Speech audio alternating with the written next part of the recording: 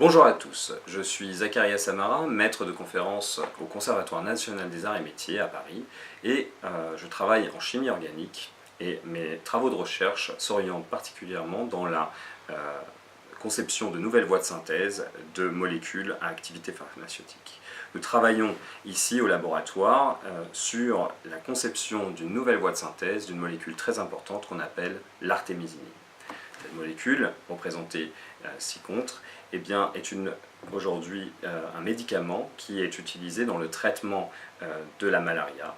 Et c'est une molécule très importante car aujourd'hui, le parasite responsable de la malaria, également appelé paludisme, a encore très peu de résistance envers l'artémisinine. Donc cette molécule représentée ci-dessous est une molécule très efficace dans le traitement de cette maladie. Alors, une des raisons de l'efficacité de cette molécule dans le traitement du paludisme, c'est qu'elle possède ici deux atomes d'oxygène qui sont liés l'un à l'autre et qui sont responsables de l'activité pharmacologique de la molécule. En effet, ces deux atomes d'oxygène vont se délier dans l'organisme et vont bloquer des sites d'activité du parasite. Donc, c'est une zone très importante de la molécule et c'est également une partie de la molécule qui est très difficile à synthétiser. Ce que l'on fait au laboratoire, c'est qu'on développe de nouvelles méthodes de synthèse qui vont incorporer ces deux atomes d'oxygène au sein de la molécule. La méthode de choix, et la plus élégante, c'est d'utiliser ici le dioxygène de l'air et de l'incorporer directement au sein de cette molécule. On utilise ici des principes de chimie verte qui permettent donc de réduire les déchets, d'utiliser des matières premières peu onéreuses et on s'intéresse également à diminuer le coût énergétique de ces procédés de synthèse. L'objectif est ici de produire à très bas coût, vous l'aurez compris, cette molécule d'artémisinine afin de pouvoir optimiser sa distribution dans le monde entier et permettre l'éradication de la malaria, du paludisme. Donc au niveau de nos activités de recherche, eh bien, nous cherchons à incorporer ces deux atomes d'oxygène dans la molécule et pour ce faire, eh bien, nous allons activer les molécules de l'oxygène de l'air. En fait, le dioxygène de l'air est très peu réactif, sinon nous serions tous morts à l'heure actuelle, et on va le rendre réactif en utilisant la lumière comme source énergétique.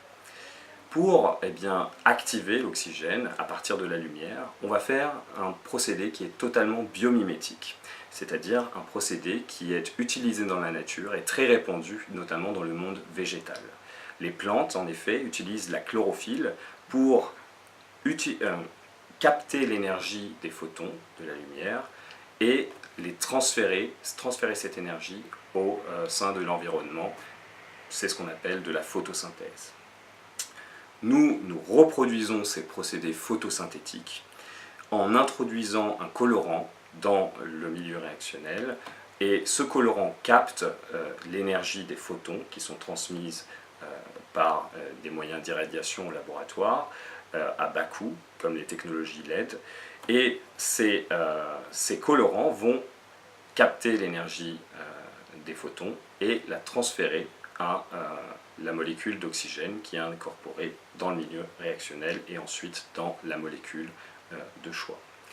Donc, au laboratoire, nous cherchons notamment à utiliser des colorants qui sont très actifs puisque on va essayer d'optimiser ces procédés synthétiques.